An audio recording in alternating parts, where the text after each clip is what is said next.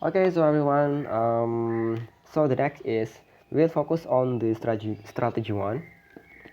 Kita akan belajar strategi one, yaitu tentang make sure that the sentence has a subject and a verb. Oke ya. Jadi pastikan kalimat dalam TOEFL itu punya subjek sama verb. Sebenarnya ada objek juga, ada adverb juga atau kata pelengkap. Cuman itu sifatnya opsional. Jadi kalau saya gambarkan seperti ini, kalimat dalam bahasa Inggris itu harus punya harus punya subjek sama verb. Itu syarat minimalnya. Subjek dan juga verb. Itu yang wajib. Adapun objek itu sifatnya opsional. Nah, kalau di ilmu bahasa atau linguistik, opsional itu dikasih tanda kurung. Artinya bisa ada, bisa tidak. Gitu ya, teman-teman. Kemudian ada juga adverb atau kata pelengkap. Nah, adverb ini juga sifatnya opsional, hanya untuk melengkapi si dia ketika dia sepi. Itu ya. Yang ada itu yang wajib itu subjek sama verb. Begitu. Nah, masalahnya biar teman-teman gampang ya, apa saja sih yang bisa menjadi subjek? Apa saja sih yang bisa menjadi subjek dan apa saja guys yang bisa menjadi verb? Gini, saya klasifikasikan biar teman-teman gampang mengerjakannya. Jadi dari subjek dulu. Yang bisa menjadi subjek itu 6 ya, teman-teman. Satu ada noun. Dua ada pronoun atau kata ganti. Tiga ada noun phrase.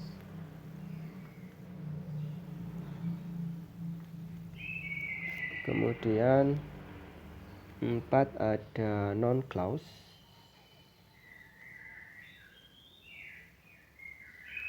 Kemudian 5 ada gerund. Kemudian 6 ada to infinitive. To infinitive itu to ketemu verb 1. Bukan to yang ketemu noun ya. Kalau to yang ketemu noun itu to-nya bukan to infinitive tapi preposition. Misalnya to school. Nah, to school kan noun, berarti dia bukan to infinitive tetapi preposition dan object of preposition. Misalnya lagi to the market. Nah, itu bukan. Oke, untuk noun ya, noun itu misalnya ya animal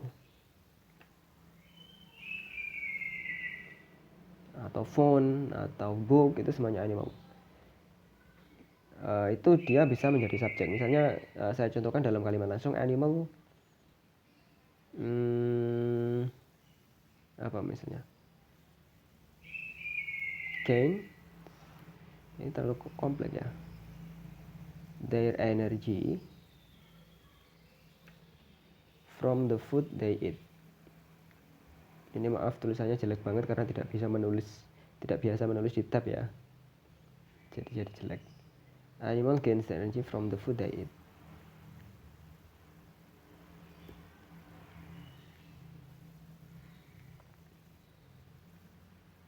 Eat lah itu.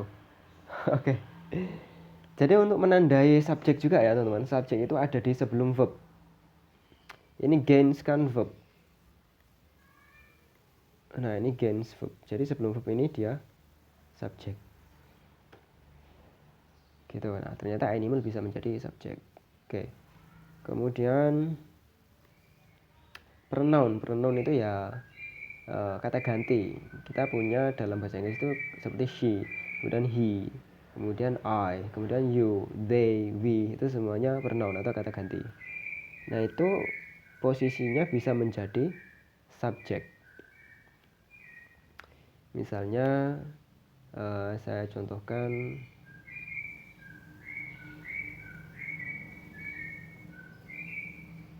he has a flight at he has a flight at 4. Jadi he, nah dia posisinya juga sebelum verb, maka dia menjadi subjek. Kalau noun phrase itu noun yang sudah diterangkan oleh elemen lain. Misalnya kalau di sini animal ini kan dia noun, tetapi kalau saya jadikan menjadi cute animal misalnya, atau big animal.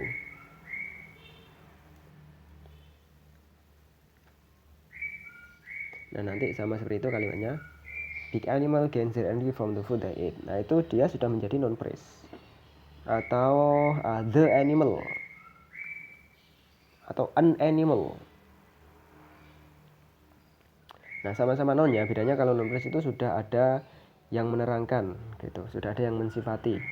Nah, big, they itu kan, the itu kan dia mensifati. Oke, kemudian non clause. Nah, non clause ini yang agak panjang ya, teman-teman. Kalau klausa itu ciri utamanya ada conjunction atau kata penghubung. Nah, contoh dari non clause adalah misalnya what they eat is misalnya banana.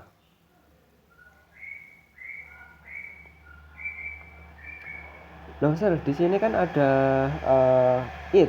It itu kan kata kerja. Katanya kata kerja itu tidak bisa menjadi verb. Kata kerja itu tidak bisa menjadi noun. Kata kerja kan verb, kenapa tidak bisa menjadi verb ya? Katanya kata kerja itu tidak bisa menjadi subjek. Gitu. Di sini kok dia posisinya menjadi subjek? Gimana? Nah, lain cerita. Lain ceritanya apa? Lain ceritanya karena dia didahului sama conjunction. Nah, kebetulan di sini dia conjunctionnya what yang harus diikuti oleh bisa langsung verb, bisa subject verb. Ini maksudnya they ya, what they eat. Nah, what they eat is banana. Nah, kalau ini yang dinilai ya langsung semuanya what they eat, bukan they eat-nya saja. Nah, jadi what they eat ini adalah subjek, dia berupa noun clause, dan verbnya adalah is. Banana menjadi objek. Itu ya, non clause ini agak panjang. Apa yang mereka makan adalah pisang. Contoh lagi, yang memberiku buku adalah guruku. Who gave me the book is my teacher. Nah, who gave me the book itu dia menjadi subjek. Baru is itu verb, my teacher, baru kamu